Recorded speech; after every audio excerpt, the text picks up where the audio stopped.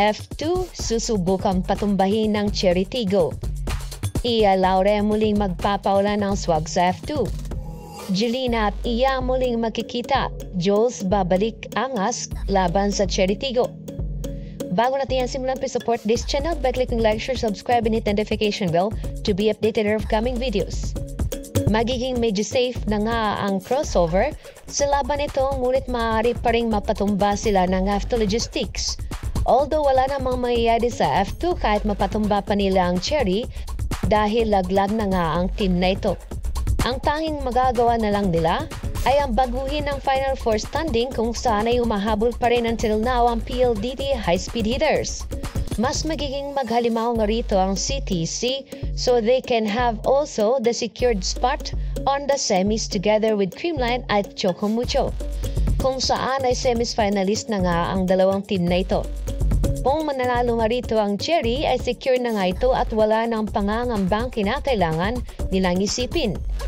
Muling magpapaula ng swag dito si Iya Laure na lagi naman natin nakikita lalo pat best swag team ang makakalaban nito sa ngayon.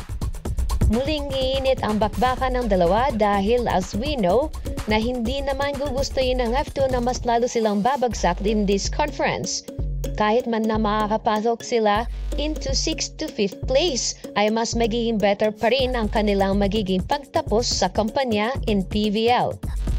Sa ngayon ay isang panalo na lang ang inaantay ng Cherry Tigo dahil as of now they have 7 wins and only 1 win will bring them back to the semis like they always used to be nung nasa crossover pa si Jaja Santiago. Muling magpapakita ng angas si Iya Robles at Pat na naging dahilan sa pagkapanalo nito laban sa Signal HD Spiker last game nito. Sa ngayon ay patutunayan ng Cherry Tigo na with or without Jaja ay kailang maibalik ang dating kampiyon sa kanilang kupunan. Magbabanggaan muli ang magbestie na si Jelena at Iya Laure at dito nga ay makikita nating muling magbabanggaan ng dalawa. Pwepursahin ng CTC na manalo sa game na ito upang hindi na ito mag-worry sa mga future games nila dahil marami pa nga silang mabibigating kalaban na tsak ay mahihirapan silang makakuha ng panalo kung paabutin pa nito hanggang dulo.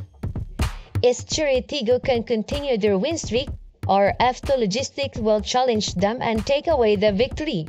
Can Cargo Movers outsmart crossover or Cherry will get easy win over them? Sino sa tingin niyo ang mananalo? Cherry or F2 Logistics? I-comment mo na yan. So there you have it. Don't forget to like, share, subscribe, and hit the notification bell to be updated on upcoming videos.